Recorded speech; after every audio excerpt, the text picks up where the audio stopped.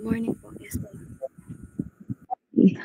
So, um, na-announce na naman ni Janella na yung ating design project presentation will start on week 18. So, parang ang napili niyong araw ay Tuesday. So, every meeting, since 1.5 hour lang yung ating weekends, is ang magpe-present ay 2 group. Para meron tayong allotted time for questions.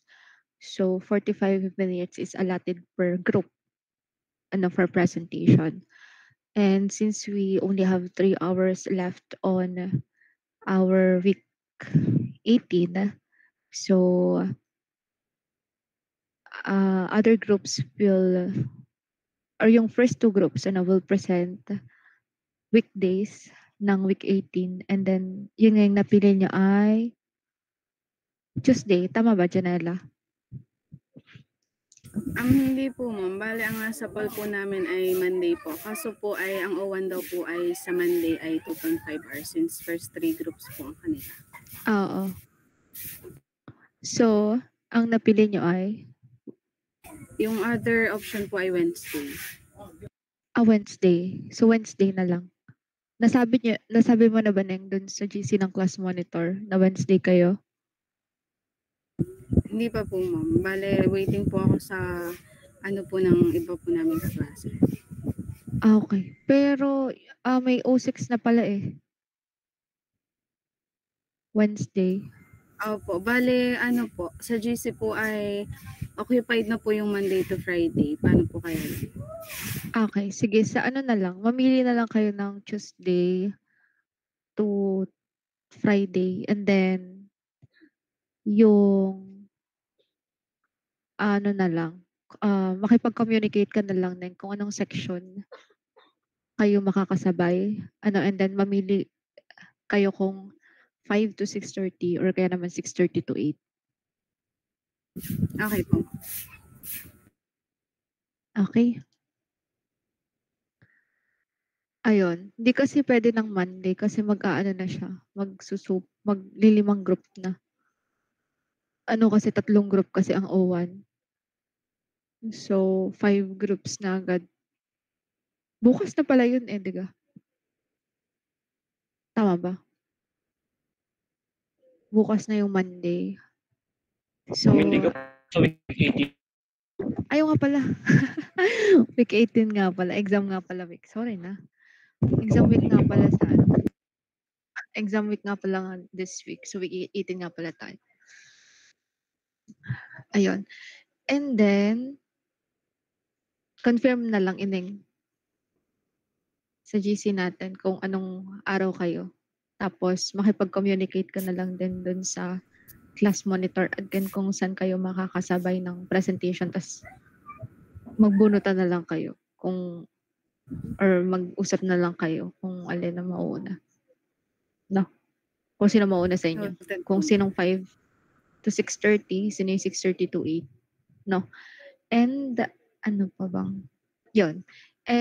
Regarding naman dun sa topics natin, so di natin na-cover yung Simjet refrigeration cycle.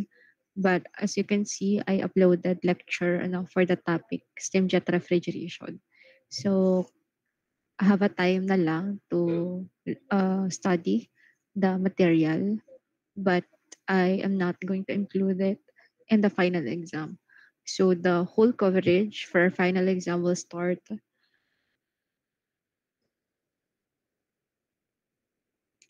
on chapter 4 ba? Yung multi-pressure refrigeration system, which we have 3 subtopics. Yung multi-pressure, multi-evaporator, and then cascade. And then the topic that we have discussed last week, which is the air refrigeration cycle.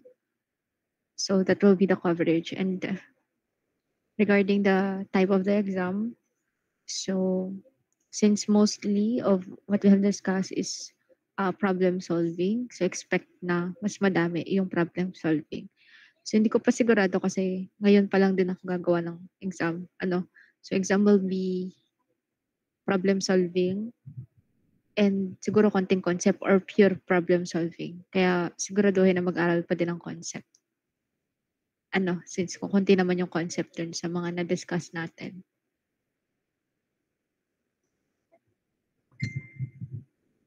Okay. So yun lang yung announcement ko for this meeting. Do you have any question?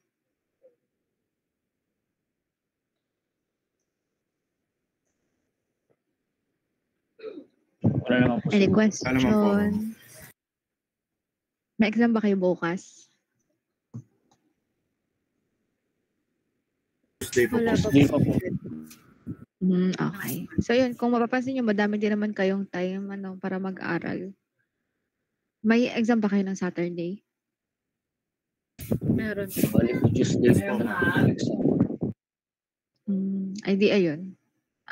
Siguraduhin lang na maaral yung mga topic na discuss natin and then review na lang yung mga problem sets na nabigay ko.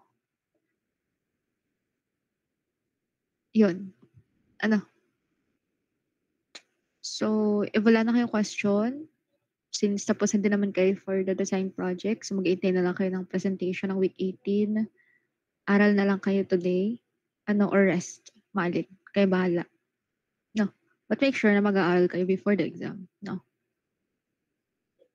Okay. So, if wala nang tanong, goodbye class. Bawi sa final exam, no? Kasi kita nyo naman na result ng midterm. So, 25% final exam, 30% is for the design project. So, yun na lang inaantay natin, which is total of 55% pa dun sa inyo marka. No?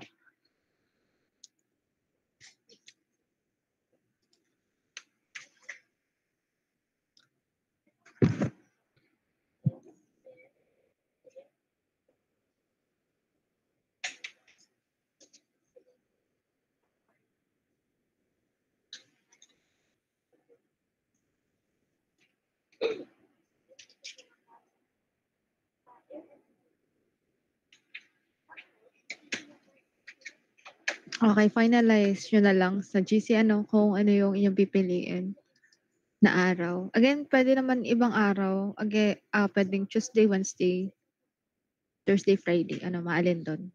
But basta hindi na weekends kasi 4 groups na yung allotted for weekends. So, bale, yung unang 2 groups, magpe-present na sila ng weekdays.